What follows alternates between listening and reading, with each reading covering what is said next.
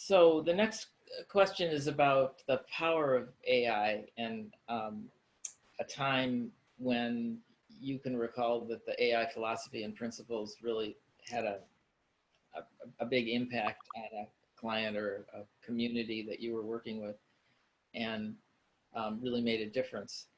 And I'm very curious to hear your side of the story of working with neighborhood centers, because for me, that was one of the high points of my career in working with AI. And I'd love to hear your. I would agree with that.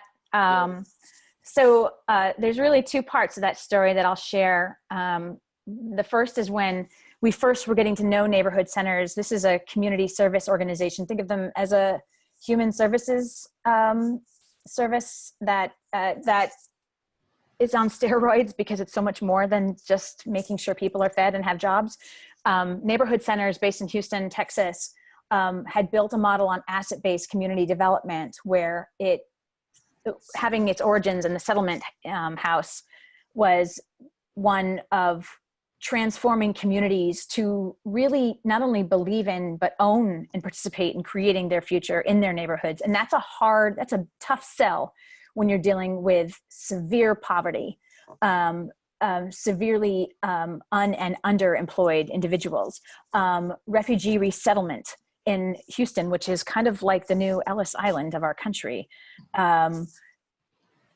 So many big problems, right? That bring pain and emotional anguish and sometimes hopelessness. And yet here we were coming in, waving the AI banner, inviting people to a very new conversation they weren't used to having. So in that vein, we worked with the team. I'm really giving the cliff notes here to really embrace appreciative inquiry and teach them how to model it and infuse it into their work services as a service organization. And then to even host a community summit with 400 plus participants across Houston, across demographics and stakeholders, young and old, and with political influence and not, students, job seekers, staff of all divisions, you name it. And they really got clear on their strategic plan as a community in just a couple of short days. And that plan then infused all of the service lines of neighborhood centers and helped within less than a year for them to actually publish their strategic plan and their core goals for how they were going to show up in Houston and beyond. Disaster preparedness, for example, came about as a very new service line that hadn't existed before. And lo and behold, fast forward to just last summer with the hurricanes and the cleanup, it was neighborhood centers who was the first to call when the storm struck and over 10,000 persons needed shelter within 10 hours. By inviting people to this conversation, every level of the community became co-owners of their own destiny.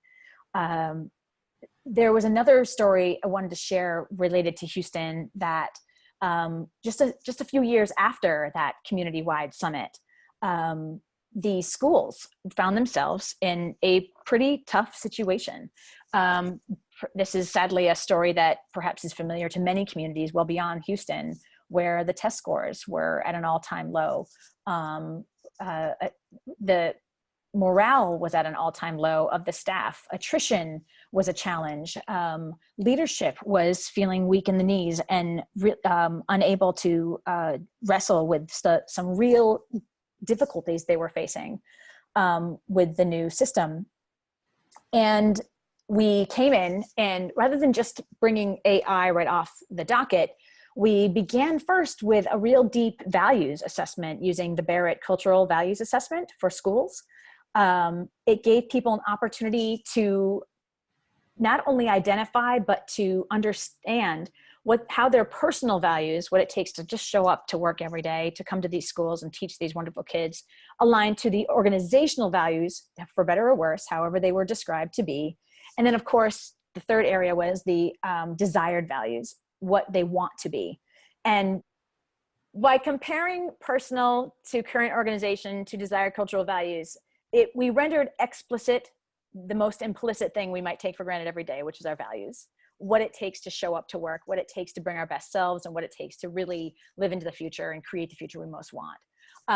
The best thing about neighborhood centers is that rather than analyzing the results by leadership in a corner office and hoping that it would all trickle down, they again brought in all the staff from all the schools, several hundred persons, to not only process the understandings, but to really share stories of how those values came to light. Like, wow, what does it look like when we actually, what collaboration means in terms of all the first grade educators actually working together, even after hours, to share curriculum so that they don't all have to go home, work all night to create the same thing in isolation of one another.